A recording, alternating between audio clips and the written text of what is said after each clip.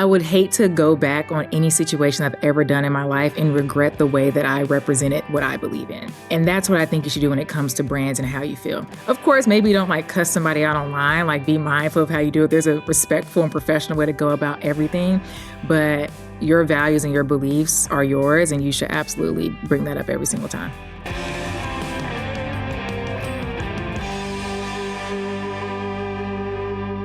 And welcome back. We have Demitra Carter joining on Long Run Labs to talk all things creators and creator marketing and running. Demitra, thanks so much for taking some time to chat today. Awesome. I'm so happy to be here. Of course. First question is always a tough one. Fortunately, you've been prepping your whole life for this question. And that question is, who is Demitra? Wow, I have been prepping my whole life, 26 years to be exact. But Demitra Carter is a content creator influencer. But I think at the root of all that, I'm a runner. I'm a track and field runner. I ran track and field my entire life, ran at Baylor University where I was a sprinter. And then after that, I graduated and I got into road running because you don't sprint on the streets, you run distance. So run a marathon, half marathon, working my way down to a 5K, 10K. But running is who I am at its core. And then with that comes content creation. With that comes interviews. With that comes really creating a lifestyle and content for people to watch and feel inspired. And maybe they want to grab a pair of shoes and start running too. So you ran at Baylor. At what point did running and track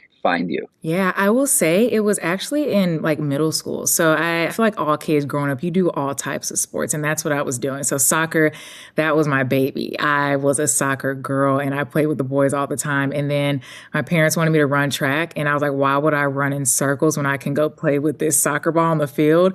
And then I went to middle school and won. And that's what changed everything. So won my first race and then went to college and kept on winning and making teams and having a good time. What was it about the process that you started to love? It sounds like you were good, quick, and you were, seeing what it's like to cross the finish line first. What was it about doing that and getting into running versus playing soccer that hooked you pretty quickly? Yeah, the thing that I love about running, even to this day, is it's an individual sport, but there's some like camaraderie and team aspect to it. Every runner knows what it feels like to hurt. Like when you're running a marathon, whether you're a professional athlete or an amateur or somewhere in between, everybody feels the same pain. It's like it kind of brings you together. Like I know that if you're going on a 13-mile run, it's not going to be easy. And I think that relation part is what brings me back to the sport time and time again. I think for the same with track and field, it's individual sport, but you're on a team at the end of the day. Like to see your teammates grind day after day after day. And whether I win or they win, you might be disappointed that you didn't win, but you saw the work that they put in for it. And I think that's the aspect that I love so much. And with track and with running, what you put into the sport, typically that's what you get back from it. And I think that's what I love, like pushing yourself time and time again. And you might have a bad day, but it's you who kind of has to figure it out. It's not like like basketball. You can't sub somebody in.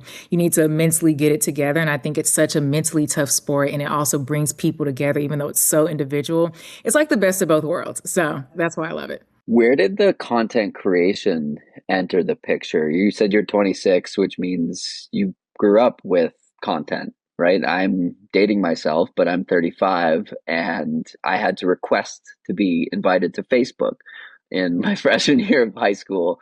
And people my age will joke that we're the lucky ones because we grew up like pre-social media, but we're not too old to not know how to use it. So I'm curious for you, like, what was it like growing up with social media kind of the whole way through? And at what point did the thought of creating content come into the picture versus taking pictures of your, like, if I look back at my like first Instagram post, it's like pictures of like bad pictures of people in a room and like food pictures. And that's what we posted in, 2011 and 2012. Yeah, throw a filter on it. That's the post. Exactly. Yeah. And sometimes not even a filter. Yeah, I mean, I feel like I was born in 99, so I call myself a 90s baby, even though like I'm low-key Gen Z still, so I claim both sides. But in college is where it kind of changed because I feel like nowadays everybody's like, oh, content creator is a job, like being an influencer is a job. Even when I was in college, I was like, okay, like you can get followers and make money, but it's not a career path. And when I was in college, that was right before I was in college when NIL passed. So name, image, and likeness passed in college, where you see all these football players making all this money. I was a junior when it became legal. And I have a marketing degree. Did you have friends on the football team in particular? Because I know Baylor is a good football program, right? And basketball. Yeah, so I was at Baylor during the national championship for the men and the women, actually, and then football players as well. Yeah, that are in the league to this day. So made a lot of cool friends running on the track team. But during that time, I knew it was about to pass. And I was like, okay, I need to lock in now my social media. So when tiny microphones first started out, I was like the early adopter, like OG girl who had a tiny microphone. And that's where I got my followers from. So I was just running around with a microphone asking football, basketball, track questions, but like at Baylor first. And then it kind of like broadened out to like, okay, this is like a career path that I can do. But yeah, started with the tiny microphone. And luckily, Baylor was good at sports. So that's how the followers started going up. Was there intentionality around it, or was it just fun for you? Or I know you mentioned like you felt like you knew it was about to pass, so there was some proactivity with it. But like, did you have visions of it growing into what it has grown into? It's hard to say because where that tiny microphone has gotten me today, I would have never imagined. But I knew there was an opportunity there. So I think a lot of the times I always say this, like in the marketing world, I think ideas have a shelf life. And I hate it, but I think if you have a really good idea, you have to act on it because after a while, it might become an old idea. Like if I pull out a tiny microphone now, it might still be cool, but it wasn't as cool as it was 5 years ago. So I think I knew there was an opportunity and I knew that there was a space to be filled because a lot of these athletes that we see all the time have really cool personalities. And I knew their personalities because I ate in the dining halls with them, like worked out, got treatment together with them. But I'm like, fans and audience members didn't know that, like, hey, this athlete's really funny. You just don't know. So like Sydney McLaughlin-Lavroni, I had her juggle like 3 years ago because I knew she could juggle, but nobody ever recorded her juggle. So I was like, hey, like I brought balls for you. Can you juggle? And I recorded and it worked out. So I think I always see the opportunity, but where it has brought me today would have never guessed. What's been the craziest part of that journey? And then I want to dive more into the tactical part, but like, tell me a fun story about where it's taken you. Yeah, I'm going to go Boston Marathon actually. So I'm currently at Popfly as Director of Influence, but previously I was at On Running as Global Social Media Manager. And I on wrapped a Boston tram for Boston Marathon.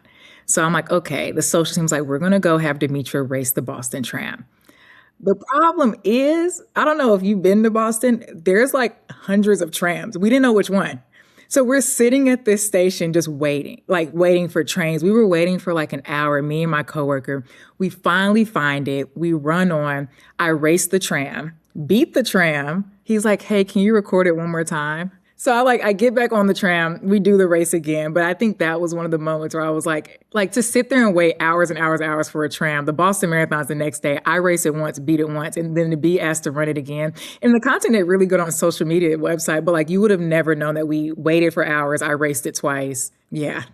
That's hilarious. Okay, so I do know that I used to live in Boston and I had an ex-girlfriend who did a fundraising event for the Boston Marathon that was Beat the T. And so we ran from Boston College to Kenmore Square, which I'm guessing that's probably the route that you took. And it's like 2.7 miles and it was like 6:07 pace, but like through traffic and stoplights. So yeah, that's intense. Wait, so I'm like I was like either praying there wasn't a car, just like jetting in and hoping. I'm like, there's no time to stop. And this route, 2.7 miles, there were probably 25 intersections that you have to run through, quote unquote, or just like pray that a car isn't turning. But like that's the joke. The T is so slow because every block it has to stop. And so I think we did it as like a betting that like if we beat the T, you have to donate, this amount, or if we don't beat it, we have to make a donate or something like that. But yeah, there were like 10 people that did it. I think I was the only one to actually beat it. And but it was like 6:07 pace through traffic. It's insane. So the first time I beat it, the second time, like as it arrives, I'm like running to it. So Yeah. Nice. Love it. Okay, so you are the youngest certified World Athletics agent, and you spent time at On as a global social media manager focused on brand storytelling at an international level, right? There's so much there. We're seeing the increase in trail running as it relates to agents. I've had conversations with a lot of track athletes who have told me basically like most, or if not all, track agents, conventional track agents are like crusty old white dudes that aren't great for the sport, Yeah, but pretty much. they're great at politics. And so you're in it as the youngest and not a crusty old white dude. Talk to me about your desire to get into a space where most people don't look like you, age, gender, and ethnicity. Yeah, so in college, it kind of ties into this content creation thing. That's always been the goal. Like it was always agency, it was always like law school, like that's always been the goal. And then content creation and running was like a passion of mine and it still is. So going into the space, a lot of athletes look like me and I saw the representation not match. Like that's what it was. And I knew that there was a space to have people who look like you, talk like you, run like you to represent them as well. So that's kind of where it started. I knew in college that's what I wanted to do. And I went ahead and went after it, took my exam, and then took my baby little 2 year break that I'm, or 3 year break that I'm in right now to pursue content creation, but still work in the space and still make those connections. My fiance is a professional athlete as well. And he's the opposite of me. He's still a white male, but I think to have people who are still young to be able to represent him is something that's important in this space. And you're right, it's a lot of white, old, crusty men, but they also are like lending their hand out to me. Not like in a way of like, hey, come work with me, but like, hey, Demitra, we see you in this space. Like, let me know if you ever need anything. And I think that's commendable too. Like, they're not mean. They're really nice to me. And I respect that they're open to diversifying the space. So that's where it started. And that's where I hope it continues to go. And yeah, give me a couple more years after this law degree comes and we'll be hitting the ground running. What are you wanting to communicate to brands and athletes in 26, 27, 28 ahead of LA in particular? Like, how are you co-creating value between the brand and the athlete? Like, what's resonating today versus what was resonating even 5 years ago? Yeah, I think a lot of times what you see specifically in track and field, and you don't see it too much in NFL or like your team sports, NBA, is that track and field agents typically just represent you to get into track meets. That's their job, is to get you into track meets, all the politics. That's where it starts and stops. And I think as of now and then leading into 2028, there's a large opportunity to market these athletes, market these women, market these men. There's a way to market them outside of, hey, you can run fast. It's what else can you do? And a lot of these athletes, going back to when I started Tiny Talks, they have personalities, they have things that they like to do, whether that's fishing, drawing, writing, whatever it is. They have these interests and they also have a market of young men and women who look up to them. And I think moving towards 2020, especially for your American athletes, all the brands and sponsorships are going to come into play. And I mean, we think of your big brands like Nike, Adidas, like they're still going to have their goals and missions for the company. But I think of your smaller brands, like maybe it's your local dealership or your local coffee shop or a new restaurant that's opening. A lot of those brands, they have the money put towards marketing and influencer marketing. It's a matter of finding them and connecting them. And I think that's why I came to Popfly, because they connect brands with content creators. It kind of takes out that middleman and gets them more brand deals and more things like that. So I think athletes, it's a really big opportunity for track and field and runners and trail athletes to market themselves outside of just running. Keep running, but you can do some more things too. I want to press further on the endemic versus non-endemic space. I've been organizing a podcast collective over the last 6 months. I've assembled 24 shows and we've done a bunch of endemic deals and a bunch of non-endemic deals. And some consistencies are starting to pop up. And I'm curious your thoughts on this and like if it's similar to what you're seeing. I see endemic brands able to spend more on an engagement, like on a either CPM basis or like strictly on paying for posts, but a much shorter period or a shorter, smaller overall budget. Whereas the larger brands, broader nutrition stuff, cars, kitchen and home stuff, they have much larger budgets, but the spend is lower. So like the CPM is lower, cost per thousand. First, have you seen similar things?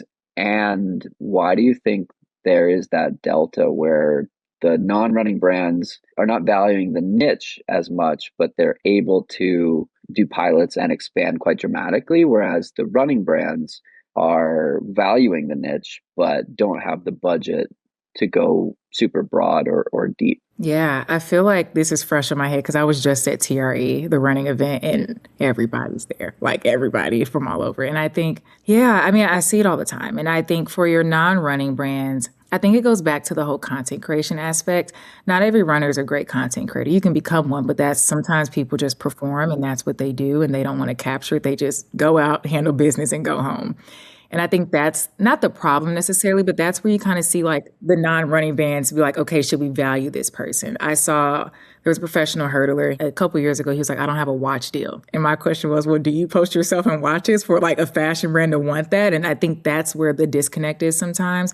And for your running brands, for your bigger running brands, I'll say, I think that it starts from the top down. I think the good running brands, you can tell if there's somebody who knows running in the company. Not all these running brands have people who know running at the top of the company. And if you really look into it, you're like, okay, this makes sense why this looks like this. Sometimes a lot of these running brands, like your big ones, will hire people from the fashion industry because they're going after something different. But you can tell some running brands, they hire people who are former Olympians. Like the world is so different. I think when you have people on your team who once again can understand their audience like at that level, that's when you see the budgets kind of shift. You see people like fighting for it. And sometimes in these brands, you don't have people fighting for it. And it's really that simple. Like being on the inside, some people just don't fight for certain things. I was talking to someone earlier today about Amazfit and Allison Lynch, who works at Amazfit. And I said to the guy that I was talking to, he was asking about, he was like, give me your, so Amazfit sponsors my podcast and 5 other podcasts within the collective.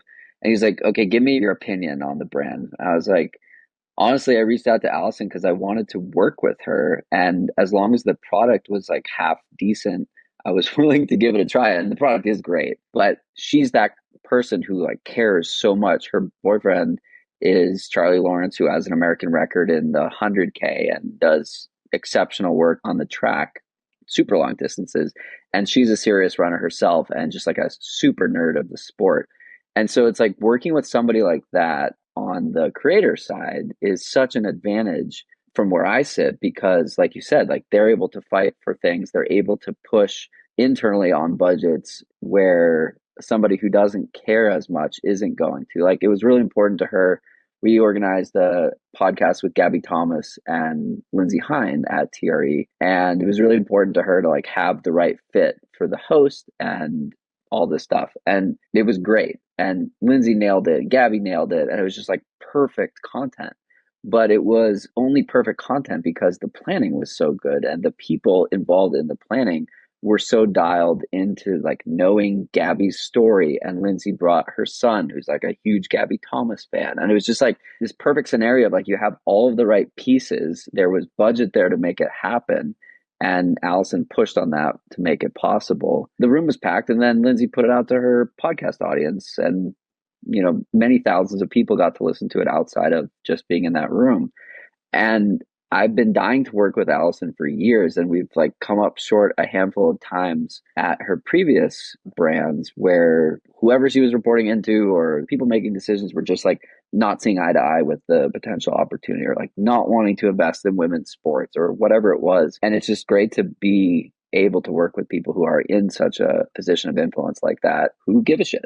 Yeah, that's what I'm like. The people have to care. Totally. I want to hear more about your thoughts around LA 2028 and specifically the non-endemic brands. I've had a successful partnership with a local Volkswagen dealer here in Boulder, and it's crazy to me that there isn't more of that in places like Austin, Flagstaff, LA, San Francisco, New York, Boston, where we're starting to see it with podcast hosts, Ali Feller with Volvo, Tim Tollefson, I believe, with Ford. He's not a podcast host, but he's an athlete and race director, Mammoth. Bronco did a handful of partnerships with creators like Myrna Valerio and Corey Waltering. I don't think that those are still running, but we're starting to see like car stuff pop up. Kate Courtney with Rivian, probably my favorite partnership. I'm curious your thoughts on like why are we not seeing more of those types of things, and what guidance do you have for athletes who might live in one of these running hubs about how to reach out to a local or OEM like broader brand? Yeah, this one feels close to me because Hyundai has gave me a Palisade for 2026 through Potfly. So I have a close resonation with car brands right now. But I think for a running influencer, running content creator, or just a runner in general, I would reach out to your local brands first and create a pitch. Canva has the best like one pages you can imagine, but keep it simple. Like use all of your resources, whether that's Canva, Chat GPT, make it make sense, but then go through and tailor it to you. But make it a one pager, make it a short and sweet email because people get emails all the time and pitch yourself. I've seen it done successfully a few times, or just go into your car dealership because a lot of the times car dealerships, they have other things to do. They're not over here searching for an influencer. They don't have an influencer marketing team for their local car dealership.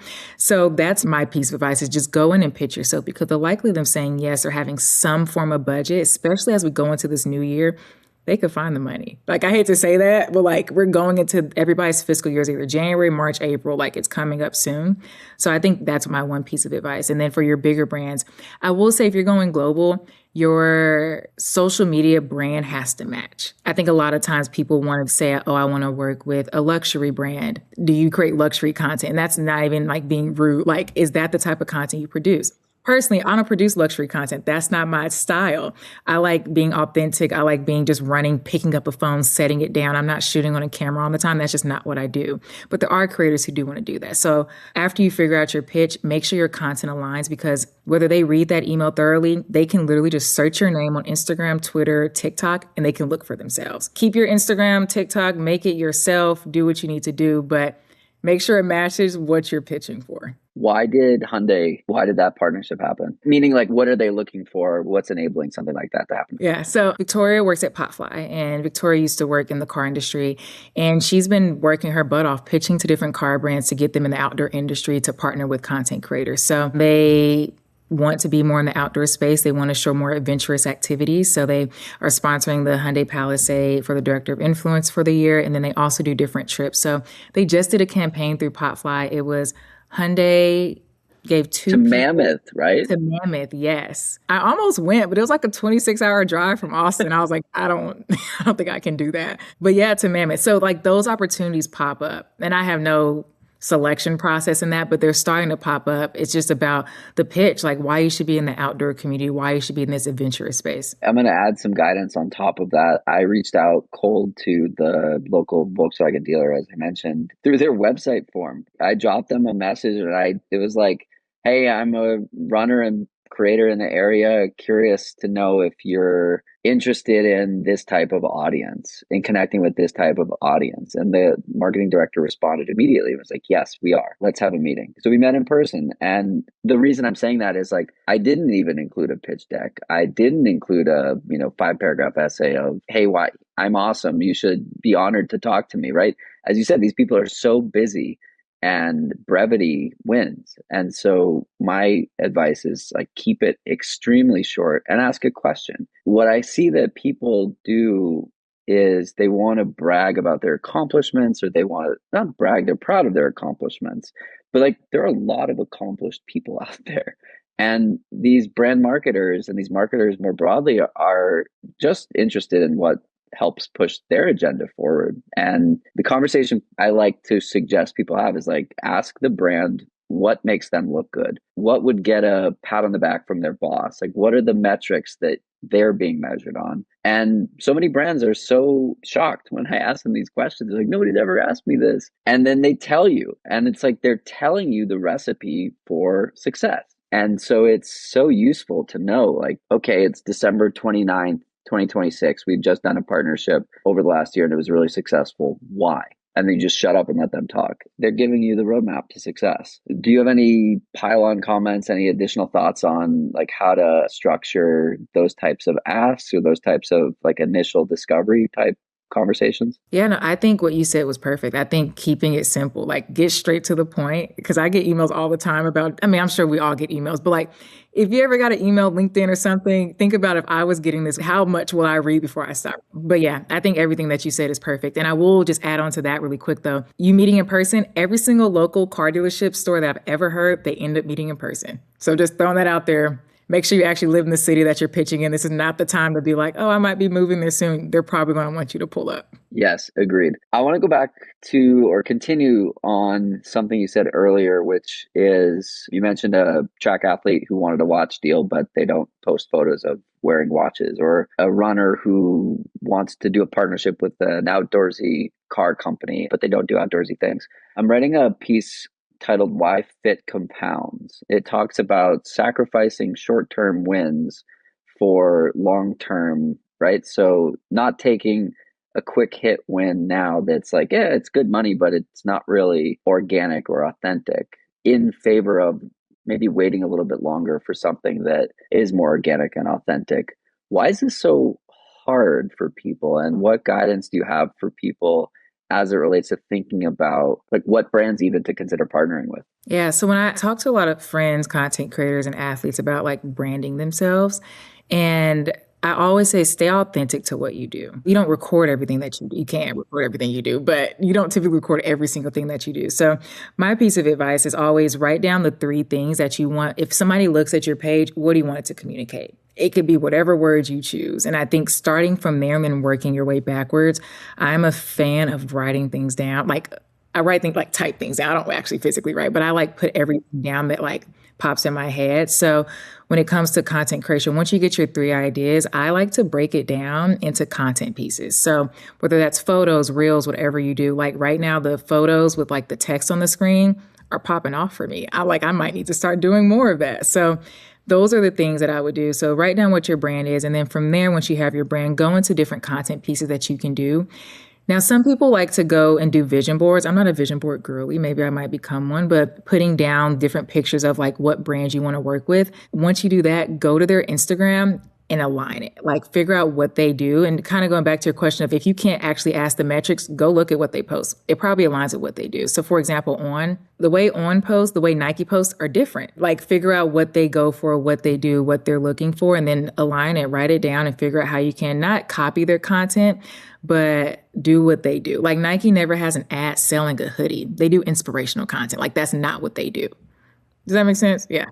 Yeah, it does. I was listening to a really interesting podcast this morning, single track podcast hosted by Finn Melanson with Jeff Pelletier as the host. He's a ultra endurance athlete and YouTuber with over 100,000 subscribers. And he does long form content. And they were outlining David and Megan Roche and their content approach. And so for those who aren't familiar, David has been setting course records in 100-mile races, and he and Megan have been coaching for the last decade plus. And so they have a podcast and a Patreon. And so Jeff and Finn were talking about their content strategy, whether or not it was intentional or it just happens to be this way. But it's like a funnel, and they have their YouTube long form stuff that gets hundreds of thousands of views as kind of like top of funnel discovery that is made up of these 30 to 60-minute long form pieces of content that are like Leadville 100-mile course record in 15 hours, and it's a 15-hour journey in 45 minutes. Then he does a bunch of like training videos and breaking down workouts and things like that, and then down to some Instagram posts as well as their own podcast and a Patreon that they release weekly as well, a Patreon episode, all the way down to their coaching as kind of like bottom of the funnel, which I disagree. I don't think their coaching is bottom of the funnel. I think Patreon is bottom of the funnel, but I digress. The whole system is supported by the feed as a sponsor, the long form content. It enables them to work with a director and videographer who spends all of his time creating content for the Roaches, or for David more particularly. And these videos are probably like tens of thousands of dollars to produce each. And so I'm just guessing that the sponsorship with the feed is close to six figures, mostly going towards content production because the content fuels the rest of the engine. I'm dying to have a conversation with David about this. Like, he's my coach. So I really want to go long form with him on like, was any of this intentional, or did you kind of just stumble into all of this? But anyway, I'm curious your thoughts on, and if this is an opportunity to look at brands. And I'm also curious as to why the feed might choose to do something like this, but like spend a bunch of money to support top of funnel content where they're a company or a marketplace to buy sports nutrition. So in theory, David talking about high carb fueling, 150 grams an hour, like that nets back to buy your carbs from the feed. So in theory, there's a nice impact of that. But I'm curious your take on a big brand like that, or a brand like that supporting a piece of the funnel for a content creator or athlete, and the role that that has, and if you think we might see more of that. And I have more follow-up thoughts, but I want to hear your thoughts. Yeah, no. So two things. One, I think we'll see more of it, especially on YouTube. But my like, not hot take, but like my semi hot take, I think we'll start seeing more of that long form content roll over to TikTok a little bit. We're starting to see it now, but like in 2026, I think we'll see it roll over there and then we'll see that more because I think right now, once you break things up like that, long form content, You gotta lock in and watch it. Sit down, put the remote down. exactly. And I think when you do that with TikTok, But are people gonna watch long form content on TikTok? it's already happening. You see it a lot with story times, like part one, and it's like 10 minutes long. And I don't know about you, I watch all the part ones and my friends watch it and they're like at 1 million views. So I'm like, just the numbers are showing that people are starting to tap into it if the story's good or if the content is good. But there's a lot of part 1 through 50s, 1 through 20s of story times on TikTok that have been popping off, especially towards the end of the year that I've noticed. I don't see it on Instagram much. That's like it's very platform specific. That's why I think your YouTube long form you might see roll over. And I've seen a lot of creators start literally taking their 30-minute YouTube video and break it up on TikTok. And people just set their phones down and just scroll and watch. Like the Outdoor Boys, I'd only watch the Outdoor Boys on TikTok. That sounds crazy, but I never watched it on YouTube. What is in it for the brand? I think the brands have such a good opportunity. I saw it there's this show by Drewski called Could Have Been Love. I don't necessarily recommend it, but he had Cash App sponsoring it. I don't think that aligns with Cash App's values at all because Cash App also sponsored Athlos. They're totally different markets. But I think like when you see, I think it just gives brand recognition. I think some of these brands, as we get towards like this advertised to Gen Z era, like day after day after day, you start to see brands like, yes, maybe it doesn't align necessarily perfectly with their values. That's my piece of advice still. If you're going to pitch yourself, you should align. But if you're big enough, if it doesn't align, but it still is kind of in their market of, hey, this is still our service that we provide and it could get somebody to buy into it, that's when I think it works out. Yeah, it's kind of crazy. I've seen some one-offs happen, but that's one of them for sure is Cash App. Yeah, I really like the Cash App. Yeah, I guess it was Athlos where they said they're going to pay athletes like as soon as they cross the finish line via Cash App. Like that is an integration that makes tons of sense. And it did. I asked. I was there when Tara literally turned her phone around and it was in her account. Rest in peace, Grand Slam track. Yeah, RIP. Yeah, hope they get paid.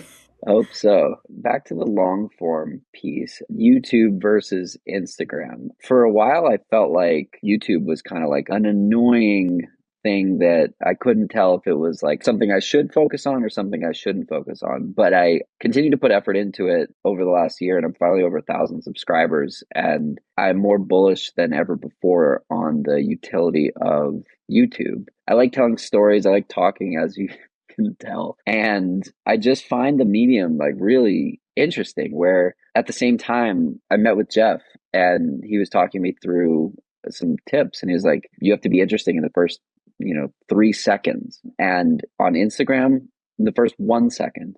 And it's just like, it's also crazy to me that you have to compete for attention in like that, like as soon as it takes to snap your fingers. How do we reconcile the need for immediate attention grabbing with good storytelling? What's working for you and what's working for the brands that you're working with? Yeah. And it's insane how short people's attention spans are. And you're 100% right. You have like a second, if that, to capture somebody's attention. And it kind of sucks a little bit for your like true, authentic storytellers because sometimes your story could be really good. If you didn't have a good hook within the first 0.3 seconds. And title and thumbnails. On screen text, like you need to figure something else out. But yeah, it's a little sad. I'm like, because there's some really cool things that people have to tell, but you have to know social media a little bit or a lot of it really to like make it make sense. But I think that's why it's interesting that all the platforms are so different. I think YouTube, you're 100% correct. There's a guy, I can't think of his name, but he decided to not do any cool thumbnails. His whole content now was like calm and scenic. There are no words on his thumbnails. It's just a picture. I have it somewhere in my phone because I fact checked it. He spoke at OMS. Outdoor Media Center. Yeah. Yes, I think you know who I'm talking about. And he was right. And it was fascinating because that's not what you normally see. You normally need a good thumbnail. You normally need a good title. And his was not that. It was an hour long of just vibes and silence and calmness and peace. And I think you're going to start to see people lean more towards that as we go on through the year, because right now everybody's scrolling. And that's why I think TikTok, you're seeing long form content perform better now, is because people are like, I don't want to scroll as much. Let me just like set my phone down and wash dishes, like do something while I'm still on TikTok. Because if you're still doom scrolling, but it feels like you're getting something else done because you can now multitask with a 10-minute story time. So Instagram is still in an interesting place for me. I hate that it's not hate. That's a strong word. It is my largest platform, but I can understand TikTok and YouTube. Instagram is all over the place for me. And Instagram, I think photos, they go back and forth between photos and videos. I think they're trying to copy all the other platforms, but whatever they're pushing at that point in time, I think for photos, what I'm starting to see now, not only for myself, but other people, on-screen text for photos is popping off. Like I have no other words for that. It's doing so good.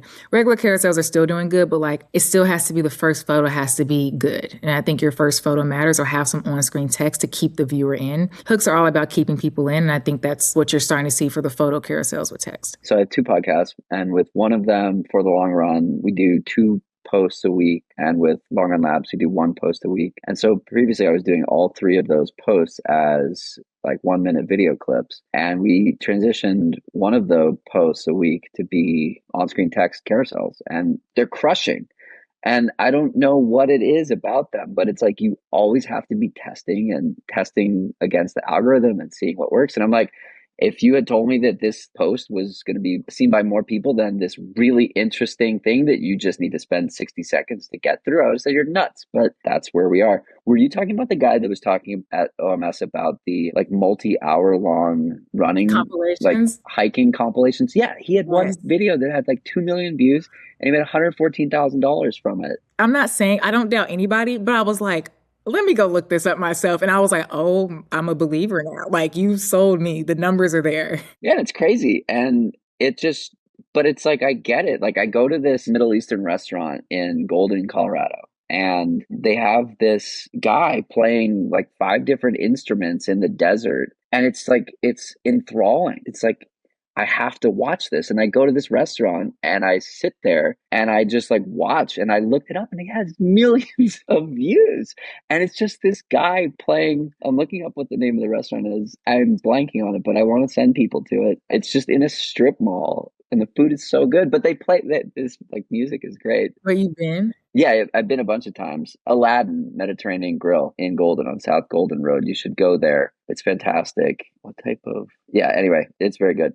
But the point is, every time I go in there, it's this one dude playing 5 instruments and it's got millions of views. And this guy's probably making, $10 every time I come in and watch him for that period of time. What role do podcasts have? Podcasts and even email. But first, I want to talk about podcasts. We're rolling what? Like content creation or? Yeah, content creation, and in the discussion around short form attention grabbing content versus long form storytelling. And like we've been talking for 44 minutes and people are still listening. Shout out to people who are listening. That's much more than 3 seconds. Yeah, thank you. The thing about podcasts and shows is I think the best thing to do, and everybody does it, is to put it on both YouTube, but also like your Apple Podcast, Spotify podcast. Meet people where they are and where they're able to listen. Because me personally, like I always upload all of the shows and podcasts that I do directly to YouTube.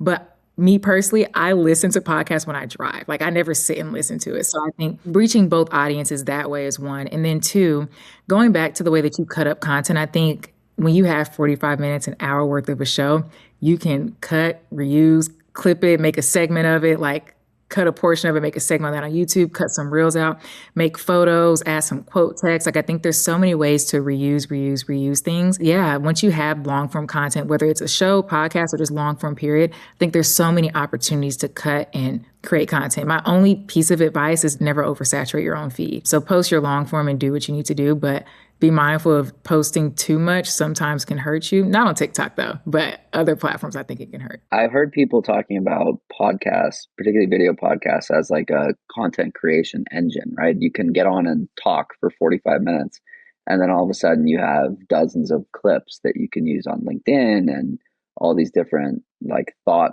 starters in addition to grabbing people's attention for the full conversation. I'm curious your thoughts on LinkedIn, and like, is that part of your overall strategy and day-to-day considerations, or is that kind of a whole different beast? Yeah, so this is crazy. LinkedIn was like on the bottom of my totem poles until like a month ago. I was like, let me lock in really quick because there's a lot of opportunity there. So as of like, I think literally a month ago, maybe 2 months ago, I started posting weekly, and I follow a lot of people who post consistently on LinkedIn, and to see the recognition and the reward that they get from being so consistent on that platform is definitely there.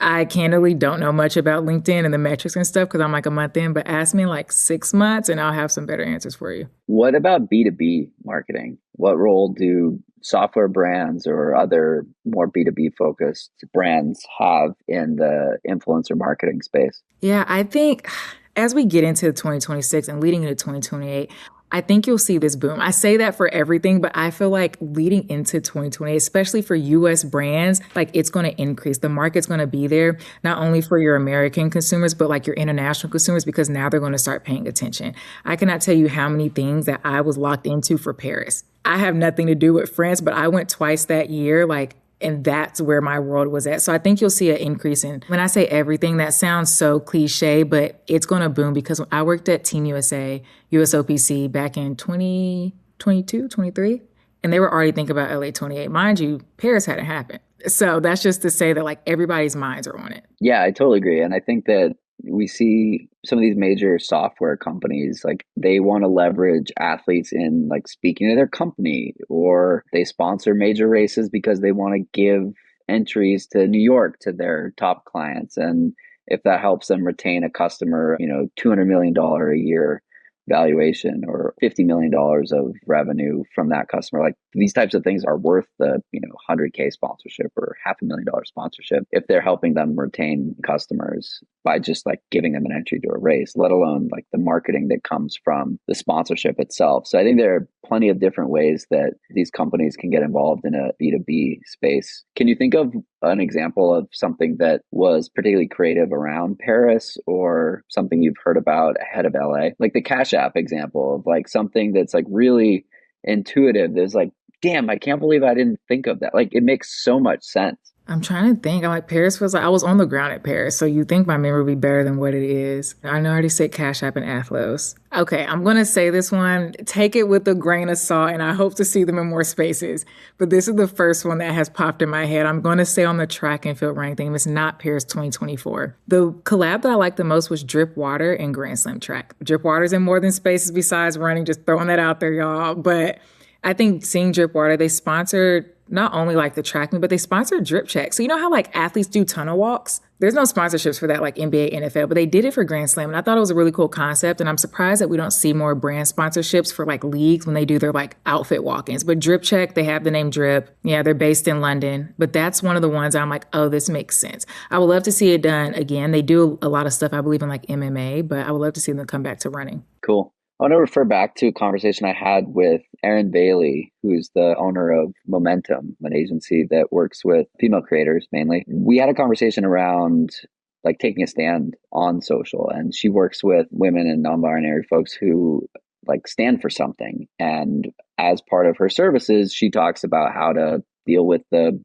backlash that people get when they take a stand on something. I was having a conversation with a couple friends on the run this weekend, and we were talking about how no matter what you say, you're going to piss off 50% of people or some large percentage of people. And if you don't say something, you're also going to piss people off. And I've had brand partnerships not renewed because I've said I've taken a stand for things that were meaningful for me. And these are brands I liked. I even heard from some of them that they like wanted to continue, like that they agreed with what I was saying, but it's not part of their brand fit or brand ethos to take stands like that. From where you sit in both the law background and agent hat on, in addition to your role as the director of influence and being a Black woman, like how do you think about these types of things as both the professional hat and the personal hat, and like needing this to be a sustainable way to put food on the table? Yeah, no, that's a good question.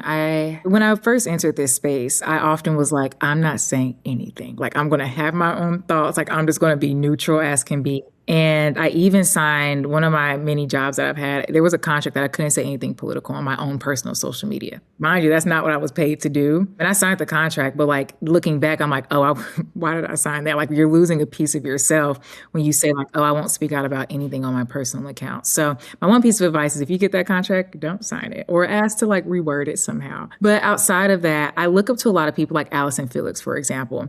And I was a little younger when she left Nike, like like there was no payment for women who were pregnant, like all of when that whole thing happened, that's the moment where I realized it doesn't matter how big you are and how big the company is, you might be expendable. And it's important to still stand up for what you want. Because if you're going to go down believing your beliefs and fighting for what's right and paving the way for the next person behind you. And that's exactly what she did. So that's what I try to do day after day. And that's what I advise everybody else to do as well, is to, I would hate to go back on any situation I've ever done in my life and regret the way that I represented what I believe in. And that's what I think you should do when it comes to brands and how you feel. Of course, maybe you don't like cuss somebody out online, like be mindful of how you do it. There's a respectful and professional way to go about everything, but your values and your beliefs are yours, and you should absolutely bring that up every single time. What does the lawyer version of you have to say about that conversation? Yeah, when I graduate with my JD, then I'll come back with the actual official version. But like in my head right now, and I hate to say this because I wouldn't do it, but I'm also where I'm at now. But I do think there's a level of like, think twice about what you retweet and repost in this day and age. And if you're in this world where you're like, oh, I want to be a content creator, want to be an influencer, especially if you're young, you might change your mind on something in a couple of years. Like, be mindful of what it is. And I'm not saying listen to your mom and dad for everything that you do, but I think like taking like a piece of advice from somebody else around you and see what they say. Because if you have a good support system, if somebody says like, oh, I don't think you should do that, maybe you shouldn't do that. I ran for Every Woman's Marathon for my first marathon. They sponsored me and Milk sponsored me. And I didn't know, Peter was not happy. Like they were not happy. I pulled up, I said, oh, I was like, I am so sorry. But that's a moment that I chose. There was no need for me to speak it. Like they were leaving hate comments, everything like not just me, but like everybody. Like those are the moments where I'm like, okay, as much as I don't want you yet, like they were in the way of the marathon. It was like a whole thing. Like as much as this, like I wasn't like, I didn't agree with it. I was never going to go out on my Instagram and go against them. That's not what I'm here to run my marathon. I respect you doing what you do, but like, it's like, I don't know. I think there's levels to it, but I also asked people first. I was like, what do you think? Like, I asked Everyone's Marathon because they're familiar with it because the agency that they worked with, they're like, yeah, Demitra, they actually come to all of our events. I said, oh, okay.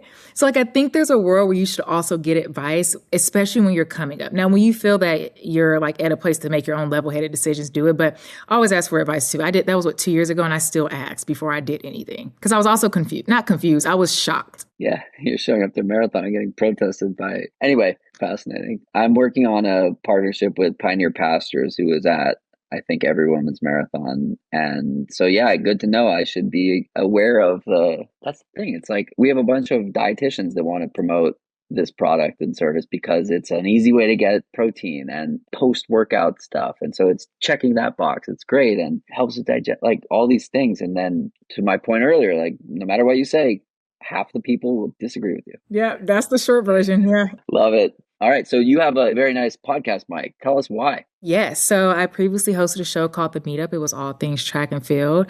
And as of next week, first week of January, a new show coming out called Hold That Thought, all things that you could think of. So the concept is still stay in the sports world, but also dive into a little bit more lifestyle, but branch outside of running.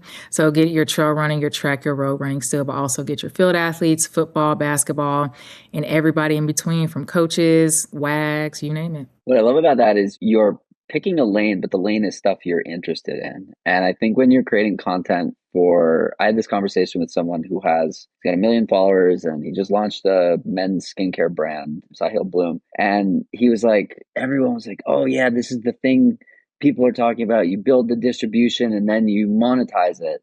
He's like, not why I did this. Like I was customer one and I wanted to be customer one and I'm making this for me. And it's great that, a bunch of haters hyped up the launch. It was wonderful for virality. Like 3 million people saw the first tweet about it. He sold a lot from the one tweet. He's like, I created this for me and I want it for me. And I think there's so much value in not doing things selfishly, but like understanding why you're doing it. And you could just feel the difference and feel the energy when, like, Aisha Prat-Lear is another example of an athlete turned content creator. She hosts a podcast now, or has been hosting a podcast, but like she's very good at hosting that podcast. And it's clear that she's just, shooting the shit with a friend. And it just so happens to be that, thousands of people want to tune in as well. And so I guess that's my takeaway, like make stuff that you want to consume. And if there's brand fit, great. Yeah, that's pretty much it. Now, we'll align later, but I'm like, I have such a passion about this one, so it should be fun. Cool. Is there anything else you wanted to chat about today? Oh, I'm just going to do a selfish plug for Potfly. If you're a creator and you want some brand deals, sign up on Potfly. It's free. We connect brands with creators all throughout the year. If it's ski season, ski brands, so on and so forth, you get the vibes. I've gotten a bunch of blackstrap apparel from there. I just got a pair of gloves. I love the long underwear and top layers. And yeah, it's like such an intuitive program. I work with Superaffiliate as a sponsor of this podcast on the brand side. And so it's really cool to have something that's on the creator side that you can just sign up and see all these brand deals. And it's not just product exchanges, right? Many of these are like well-paid partnerships. And this model is fascinating, right? The brand comes to you. Actually, can you explain it? Yeah, so the way Popfly is set up, we will reach out to brands and brands will come to us and say, hey, this is our campaign for this month. We want X amount of creators. This is what we're willing to pay. And then the brands or creators from that point, once you have your account, you simply go and you click apply if you feel that that's something that you want to do. We have over 10,000 plus creators and we have so many different outdoor brands coming. And when I say outdoor brands, it means everything from bags to clothes to Hyundai, the car, like you name it. There's so many different opportunities and new ones coming almost every week, bi-weekly. So yeah, we have a little bit of everything. We connect all the people doing all the things. Amazing. Demitra, it's been a blast. We got connected via a connection. So I'm glad the conversation. All the people followers too, which is hilarious. We have a lot of mutuals. Yeah. Stoked we were able to chat, and we'll see you out there. Awesome. Thank you so much. Of course.